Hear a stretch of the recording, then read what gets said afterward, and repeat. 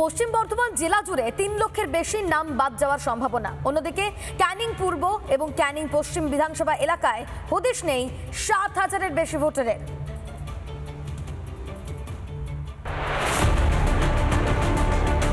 রাজ্যে এসআইআর প্রক্রিয়ার প্রথম পর্যায় শেষ। আগামী 16ই ডিসেম্বর আনুষ্ঠানিকভাবে খসড়া ভোটার তালিকা প্রকাশ করা হবে পশ্চিমবঙ্গে। তার আগে ভোটার তালিকা থেকে নাম বাদ পড়ার বিধানসভাওয়ারি পরিসংখ্যান প্রকাশ করে দিল নির্বাচন কমিশন। এতেই সামনে আসছে একের পর এক চাঞ্চল্যকর তথ্য। পশ্চিম বর্ধমানে 100% ফর্ম বিলি, 3 লক্ষেরও বেশি নাম বাদের সম্ভাবনা।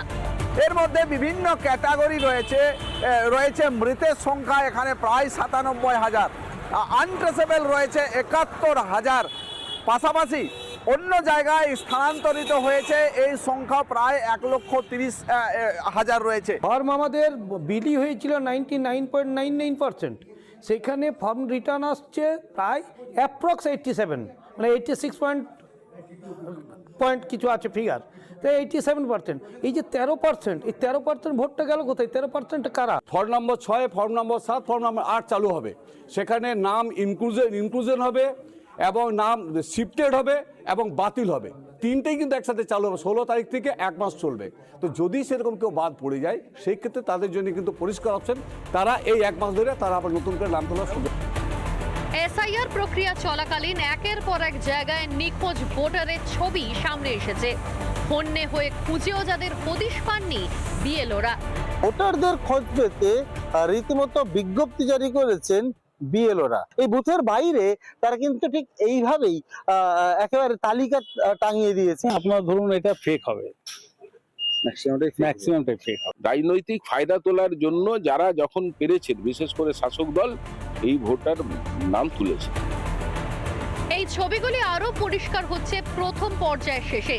যেমন ভাঙড়ের দায়িত্বপ্রাপ্ত নেতা তথা শাসক বিধায়ক শওকত মোল্লার কেন্দ্র ক্যানিং পূর্ব বিধানসভা এলাকা। এই বিধানসভা কেন্দ্রে নিখোঁজ ভোটারের সংখ্যা 2,625। অন্যদিকে ক্যানিং পশ্চিমে সেই সংখ্যাটা 4,470। এটা ক্যানিং পশ্চিম বা পূর্ব বিধানসভা নয়, সারা বাংলা জুড়ে একই সিচুয়েশন চলছে। এই পরেশরাম দাস এবং শওকত মোল্লারা বারে বারে মৃত ভোটার এবং 4G ভোটারে ভোটে এরা জিতে আসছে। আজকে এরা এই কারণে এসআইআর নিয়ে আতঙ্কিত ছিল।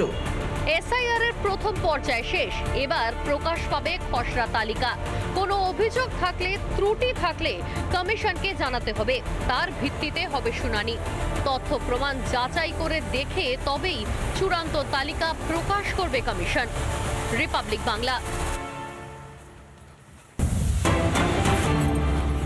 নানা ধরনের কন্টেন্ট দেখার জন্য লাইক করুন, শেয়ার করুন আমাদের ফেসবুক পেজ, সাবস্ক্রাইব করুন আমাদের ইউটিউব চ্যানেল। পাশাপাশি অন্যান্য ব্রেকিং নিউজের জন্য অবশ্যই চোখ রাখুন রিপাবলিক বাংলায়।